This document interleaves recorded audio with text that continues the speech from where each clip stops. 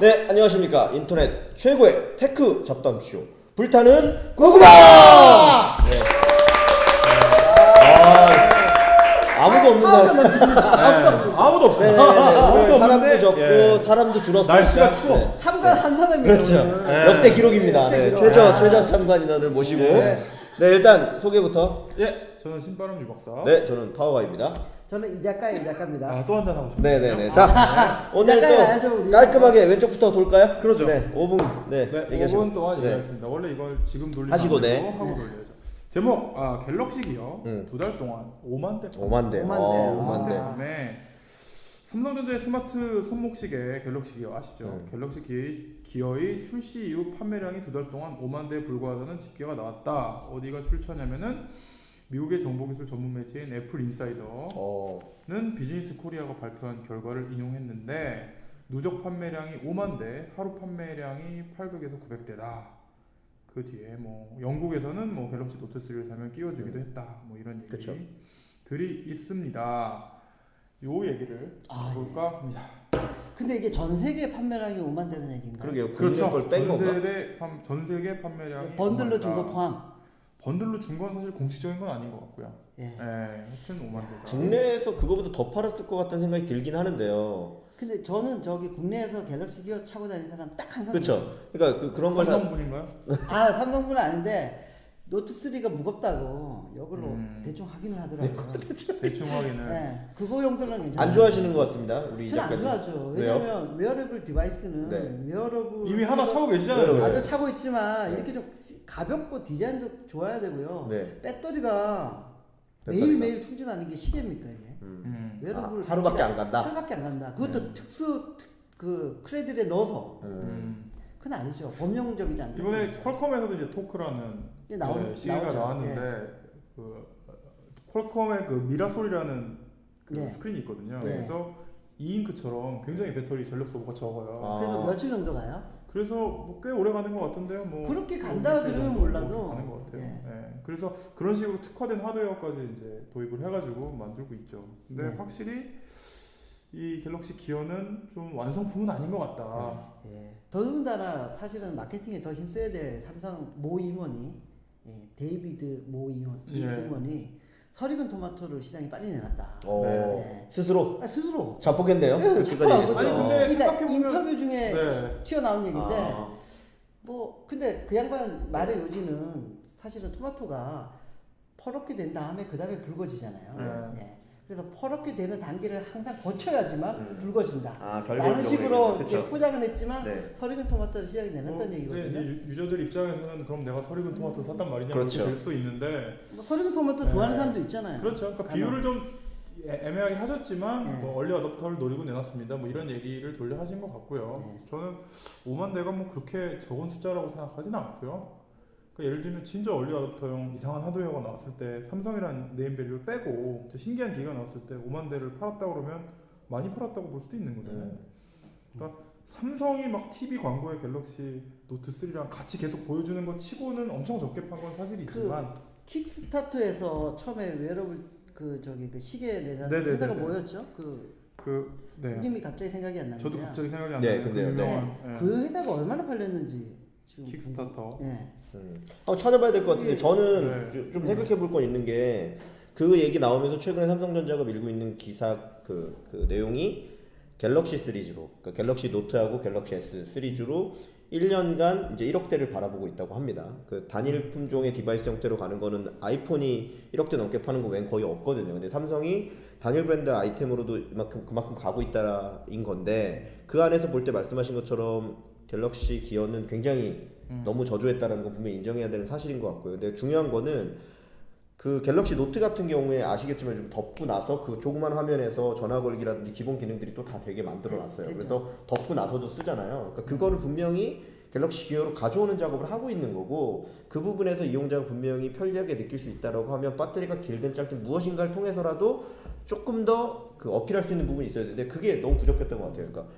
할 수 있는 기능들도 별로 뛰어나지 않았고 네. 그 다음에 배터리도 오래가지 않고 사실 멋있지도 않잖아요. 게다가 무거워요. 예? 그러니까 멋있지도 않고 이 작가님 보여주는 거 뭔가 얘는 있어 보이잖아요. 예를 미쓰비시아의 들면 뭔가 이런 그러니까 하나라도 잡았어야 되는데 아까 1300 말씀 그 아까 그 킥스타터 시기에는 페블 아, 페블. 페블이 1000만 달러 이상을 펀딩을 받았는데 7만 명. 7만 명. 그러니까 최소 7만 대 삼성보다 더 많이 나왔죠. 더 많이 그렇죠. 벌었던 중소기업인데 아주 스타트업인데. 그렇죠. 중소기업도 아니고 진짜 스타트업이죠. 그러니까 막 만든 스타트업인데 팀이죠. 7만 대 그리고 8만 결론적으로 보면 웨어러블 할 수 있는 기기들이 많이 있잖아요. 뭐 그렇죠. 조번업도 있고 이런 기기들은 굉장히 일단 다른 건 모르게 디자인 하나에 신경을 쓰거나 이 기능 하나만큼 명확히 잡는다거나 저는 갤럭시 기어에게 빠진 게 그거 같아요. 무엇 하나 아주 그 액센트를 둔다거나 뭐 맞아요. 이쯤 돼서 그 다 알고 선택과 있는 집중을 못했다는 다 알고 얘기시죠? 있는 네. 사실을 얘기해 보죠. 요만큼밖에 안 네. 남았으니까. 삼성이 왜 이걸 내놨을까요? 아이워치 루머에 대한 선빵이죠. 그렇죠. 선빵 그러니까 사실은 맞아요. 어떤 시계를 내놔도 상관이 없는 거였어요. 맞아요. 네. 애플보다 먼저만 내놓으면 내놓으면 되는 되고 거고 애플이 맞아요. 아이워치가 나오면 네. 열심히 잘 또 패스트 팔로우 벤치마크를 잡고. 하면 되는 거죠. 벤치마킹에서 네. 패스트 팔로잉 네. 전략을 네. 취하면 네. 되니까. 네. 그러니까 뭐 삼성 입장에서는 5만 대 팔할 건 50만 대 팔할 팔았던 건 별로 중요치 별로 않죠. 중요치 네. 않은 것 같다가 그러니까 결론인 것 같습니다. 그런 혁신적인 제품을 내놓는 이노베이터 역할이 사실 되게 중요한 건데 네. 이노베이터가 한번 되고 싶었던 거죠. 삼성전자가 뭐 같은 경우. 이노베이터가 됐을 뻔했다라는 마케팅 메시지를 주는 정도, 그렇죠. 냄새를 거기까지만 해도 풍기는 정도. 성공적이지 않았나. 네, 거기까지 삼성이 갔다. 이 정도 시간이 정리를 할수 있겠어. 그러면 좀 더 지켜보면 되겠네요. 네네네. 네. 네, 두 번째는 제가 직접 몸소 부산에 다녀왔습니다. 아, 지난주에 G스타. 있었던 행사 중에 네. 이제 G스타라는 큰 게임 행사가 있었고요. 네. 기사부터 요약해서 설명드리면 겉으로 볼 때는 관람객 신기록을 경신하는 등 G스타가 어떤 뭐 1일 역대 최대 관람 인원도 나타냈고요. 전체적으로 한 10% 정도 그 방문객이 늘었다고 하고요. 근데 아쉬운 거는 행사에 꽂힌 B2C관, 그러니까 진짜 학생들이나 이 게임을 좋아하는 사람들이 오는 관에는 한국사 중에 큰 데가 참여한 데는 넥슨과 다음밖에 없었다. 그리고 실제로 제가 가봤더니 되게 외국 부스들 그리고 작년에 비해서 매우 허해졌죠. 근데 그 이유가 뭐 아시겠지만 이제 내년에는 제대로 열리겠냐. 게임에 대한 여러 가지 지금 뭐 게임이 마약 박람회 아니에요? 마약 박람회. 중독성이 있는 거 아니냐, 중독 산업으로 관리해야 되는 게 아니냐 얘기들이 나오면서 굉장히 게임 업계가 위축된 부분들도 있는 것 같습니다. 그래서 이 부분에 대해서 우리가 어떻게 생각하는지 좀 얘기를 해봤으면 지금 좋겠습니다. B2C관이 문제가 아니고 제가 볼 때는 정말 큰 문제는 부스거리 예뻤느냐가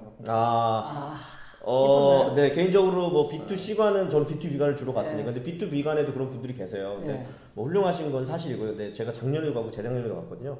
작년이 훨씬 훌륭했습니다. 라는 부분이 있었고 뭐 예를 들면 그 게임관들에서 주는 이렇게 무슨 사은품, 종이, 봉투 이런 거 주고 하거든요. 그거 이제 들고 다니면 또 그냥 홍보가 되니까 그런 것들도 확실히 작년보다 굉장히 줄었고요. 부스거리 미모나 이 홍보나 다 여러 가지 돈과 그렇죠. 하는데 떨어졌는데 근데 특이한 게 줄었다는 있어요. 얘기죠. 특이한 거는 올해 그 호텔 예약이 훨씬 더 어려워졌고요. 실제 외국에서 오신 분들은 훨씬 더 많아요. 무슨 얘기냐면 B2B에는 많은 사람들이 몰렸고 한국이 게임 시장의 메카라는 거는 굉장히 최소한 아시아 시장은 많이 퍼졌어요. 그래서 차이나 조이보다 큰 행사가 됐는데 저는 본론적으로 얘기해봐야 될 거는 게임을 중독 산업으로 정말 지금 정부가 얘기하는 형식으로 관리해야 될 부분이냐 아니면 이 행사나 이런 것들을 통해서 게임 산업을 어떻게든 좀 더 고도화시켜야 되는 부분이냐의 갈림길에 서 있는 게 아닌가 라는 생각이 좀 그거 듭니다. 어려운 문제인 것 같아요. 이 작가님 좀 시원하게 한 말씀 해주시죠. 아니 저는 이제 사실은 게임 투자를 그렇게 하시니까. 꽤 네, 해왔었고요. 네, 네. 뭐 하여튼 한 6개 정도 게임에서 네, 투자를 네, 했었는데 근데 사실은 투자를 하면서도 제가 게임을 별로 안 좋아해요. 아, 잘 안 해요. 많이 안 하세요? 잘 안 하죠. 재미가 없으시다? 저는 재미가 별로 없는 것 같아요. 그 양심을 그러니까- 통해 그렇게 투자하시면 됩니까? 아 그렇지만 돈 되는 게 게임이니까 돈 앞에 투자를 하죠. 예. 하죠. 그러니까 근데 안 좋아하다 보니까 저는 중독이 안 되거든요 사실은. 근데 간혹 중독되는 애들을 또 보다 보면 아 이거 그렇죠. 아이의 또 아빠로서. 예, 아예 아빠로서 걱정이 되지만 사실은 근데 모든 게 이걸 뭐 이렇게 정부 기관에서 막는다고 해가지고 법으로 막는다고 해가지고 이런 게 막아집니까? 술 먹는 게 막아집니까? 금주법 시행한다고 술 안 먹어요? 인터뷰 중에 이제 외국의 말도 안 되는 회사 거죠. 대표가 이런 말을 했죠. 그거는 가정교육의 문제다. 그리고 그걸 가정교육이고 정부가 관여할 예. 일은 아닌 것 같다라고 얘기했는데 저는 공감을 좀 저는 무조건 민간 차원에 맡겨야 되는 거지. 이건 법제화하거나 이런 걸 만드는 건 저는 안 된다는 사실 거죠. 모바일 마케팅 회사에 다니고 있기 때문에 게임 마케팅도 굉장히 중요하고 굉장히 큰 클라이언트니까 중요한데 또 역으로 보면 그 다음 뉴스 중에 나온 게 뭐냐면 그래서 실제 우리나라 국민들한테 물어봤다는 거죠. 일반 국민들 그냥 게임이 중독이 되는 어떤 거라고 생각하십니까에 72%가 게임은 중독성이 있다. 그리고 근데 중독을 그렇죠. 막아야 된다라는 여론이 있는 건 사실이에요. 이거 근데 어떡하냐는 저는 거예요. 그거는 설문 문제에 바이어스가 많이 끼었다고 그런 보거든요. 부분은. 왜냐면 뭐. 게임이 중독성이 있습니까? 당연히 중독성이 있다고 대다수 누구나 생각을 하죠. 사람들이, 예. 근데 게임이 그 마약, 담배 같은 같은 정도의 중독성이 종류의, 있습니까라고 물어보면 답변은 달라질 수 달라지더라고요. 있는 당연하죠. 그러니까 이거는 진짜 그런 여론조사는 여론 조작이 쉽거든요. 질문을 어떻게 던지느냐. 예상 어떤 네. 서비스도 중독성은 다 있죠. 그 당연히 강약의 있죠. 차이만 있는 그렇죠. 거. 사실 게임에 있어서 가장 큰 문제는 뭐냐면 그 중독성을 유발해내는 그 회로를 만들어내는 게 성공적인 게임이잖아요. 그렇죠. 그러니까 게임의 정의가 중독되게 만드는 게 게임이에요. 맞아요. 그러니까 그거에 대해서 중독성이 있냐 없냐 갖고 말고하는 게 문제가 아니라 제어 가능한 수준이냐 아니냐를 얘기해야 되는 상황인데 사실 그거에 대해서는 전 세계적으로 제대로 된 연구도 없고 네. 그러니까 여기서 우리가 궁금해하는 건 이거죠. 그런 제대로 연구도 없고 그런 뭔가 근거도 없는데 열심히 이제 이 얘기가 지금 나오고 있는 이유가 대체 뭐냐. 네. 그러니까 말씀하신 것처럼 약간 네. 정치 세력적인 이슈가 있는데 저는 조금 더 보면 이런 게 있는 것 같아요. 영화도 한국도 그렇긴 하지만 이제 미국이나 이런 데서는 폭력성 뭐 이런 그렇죠. 얘기할 때 늘 엄청. 나오잖아요. 그런데 영화가 굉장히 고부가가치 사업이고 영화를 장악하면 문화를 장악할 수 있다라는 굉장히 또 좋은 것들을 가지고 있다는 거죠. 저는 게임을 우리가 그렇게 볼 수 있느냐 없느냐. 왜냐하면 제가 볼 때는 미래의 고부가가치를 나타내는 사업 중에 대한민국이 거의 유일하게 경쟁력을 자발적으로 갖추고 있는 게 게임밖에 없다라는 거죠. 저는 그런 관점에서 게임 교육도 더 강화됐으면 좋겠고 게임을 대하는 태도나 이런 것들이 저는 정부에서 앞장서서 그걸 해줘도 앞으로의 경쟁력을 더 유지할 수 있을까 없을까 하는 판에 그렇지 못하다는 접근으로 가고 있는 게 좀 저도 굉장히 아쉽거든요. 그러니까 기존에 뭐 게임 회사들이 사실은 거대한 부를 축적하면서 너무나 이렇게 좀 자정 노력이나 하는 그런 모습들을 덜 보였던 것 같아요. 그것도 맞습니다. 그리고 네. 뭐 오늘인가 어젠가 하여튼 페북에서 유메이드 대표도 하셨던 남궁훈 네. 전 대표께서 그 여론조사 72% 네. 중독이 네, 있다. 네, 그 네. 발표 나오기 전에 그런 조사를 게임 업체에서 먼저 해가지고 그치. 우리가 선빵을 날렸어요. 선빵을 날리면 이런 노력을 왜 안 했느냐. 네. 맞아요. 우리가 이렇게 네. 사죄드립니다. 네. 그러면서 자정 노력을 하겠습니다라는 그런 노력들을 조금 더 필요하다. 보여주고 국민 친화적으로 나갔으면 어떻게 되냐라는 메시지를 던졌는데 저도 상당 부분 공감이 되더라고요. 제가 보기에는 끝으로 한마디만 더 네. 드리면 정말 중독된다고 생각하시면 국가에서 전매를 하시는 게 좋을 것 같습니다. 전매에서 담배처럼. 네, 저도 종료하면서 말씀드리면 어쨌거나 게임은 제가 볼 때는 미래의 먹거리인 부분이 그렇죠. 있기 때문에 그런 부분을 충분히 고려해서 고부가치 대한민국의 산업으로 좀 만들어가야 될 필요가 있지 않을까라는 생각을 좀 합니다. 네. 네. 마지막 뉴스.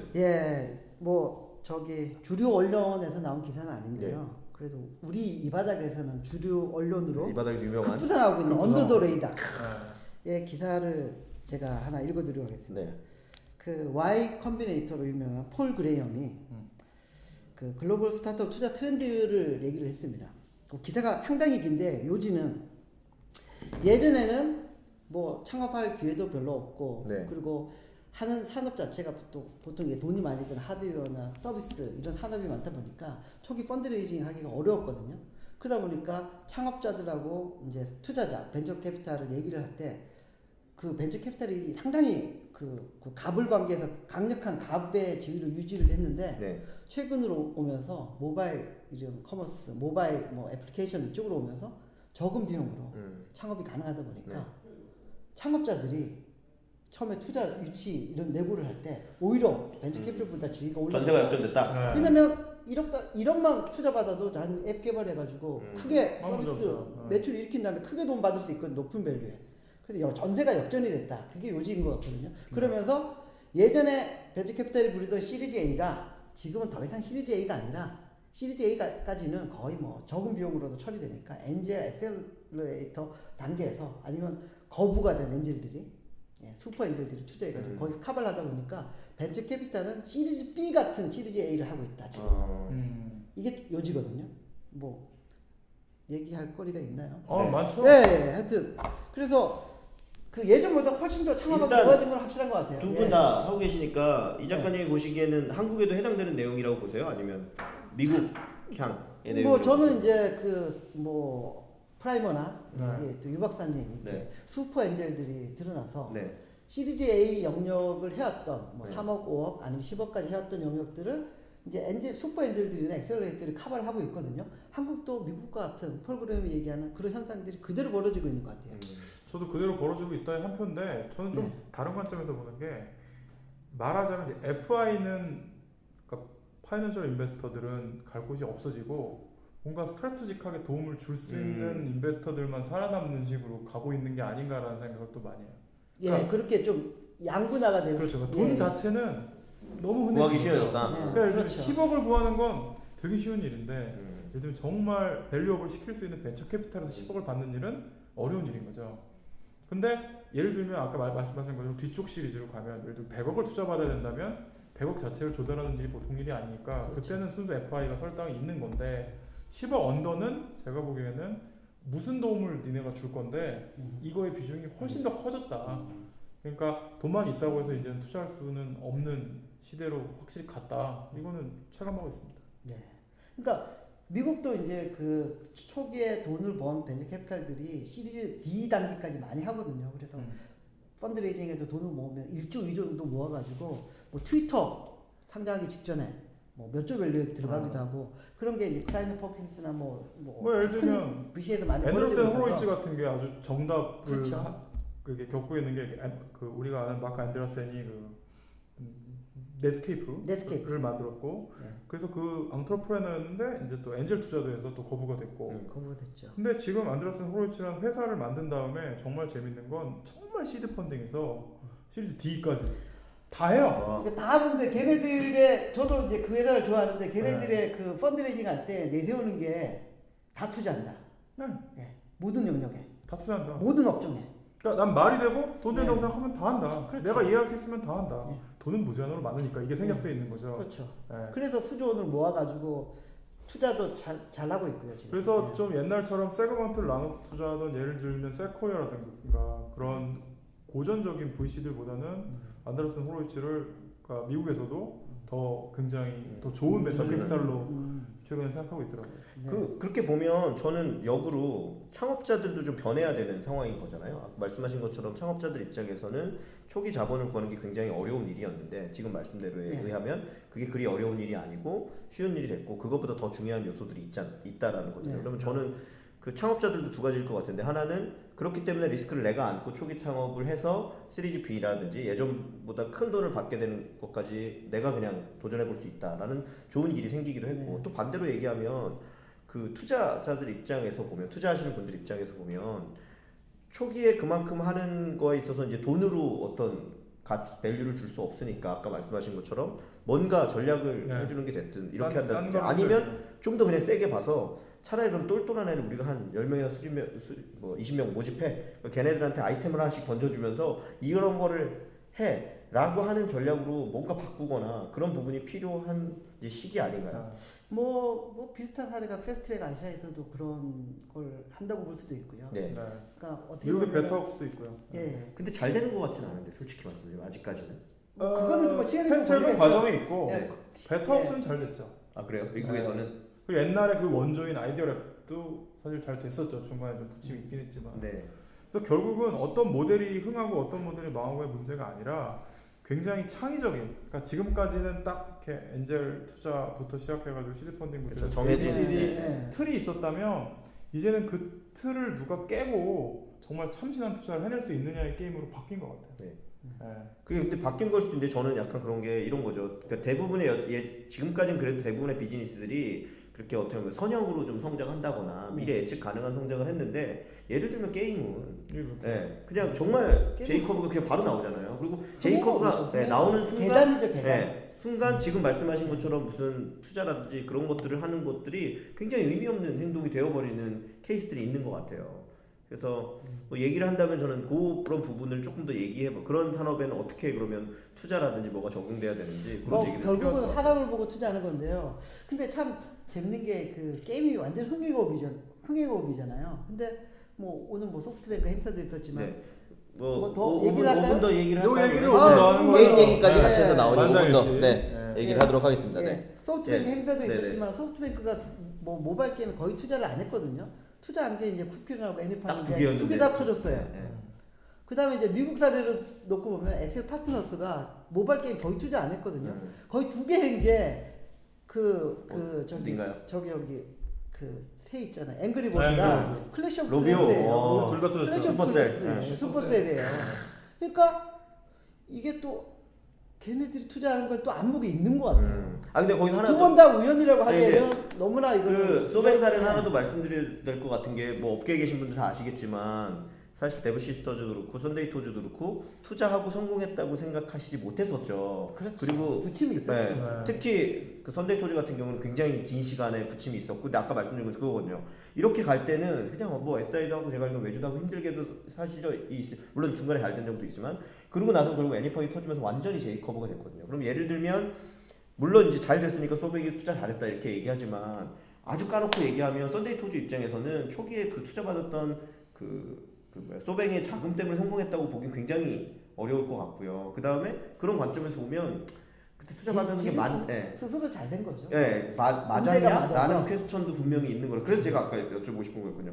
그러니까 비즈니스, 특히 요즘 모바일에서의 비즈니스를 꿈꾸는 대부분의 사람들은 특정 시점에 아주 이렇게 급격하게 제이커브가 나오는 비즈니스들을 다 준비하고 계셔서 실제로 고정적인 의미의 투자가 의미가 있겠느냐라는 생각이 들고, 그 류 박사님이 요즘 하시는 것처럼 정말 초기에 여기 될 것 같다는 거에 크지 않은 금액이긴 하지만 전략적 실행을 빨리 할 수 있는 일부 자금을 주는 그 투자만이 좀 유효한 게 아닌가 이렇게까지. 그러니까 이 제이커브가 점점 빨리 이렇게 그렇죠. 그 네. 기간이 굉장히 그러니까 된다면 금방 오는 건 아니지만 단기적으로 네. 진행된다는 거죠. 그건 맞는 것 같고요. 그건 이제 플랫폼의 발전 네. 때문에 결국 초기 투자가 굉장히 중요해요. 그렇죠. 그러니까 이 초기가 뭐냐? 근데 제가 정의하는 초기 투자는 직원이 한 명 있는 회사, 그러니까 한 사람이 딱 있는 거죠. 네. 그러니까 어떤 슈퍼 밸류를 가진 네. 한 사람이 있을 때부터 저는 투자를 하는 게 맞다라는 게 제 경험이에요.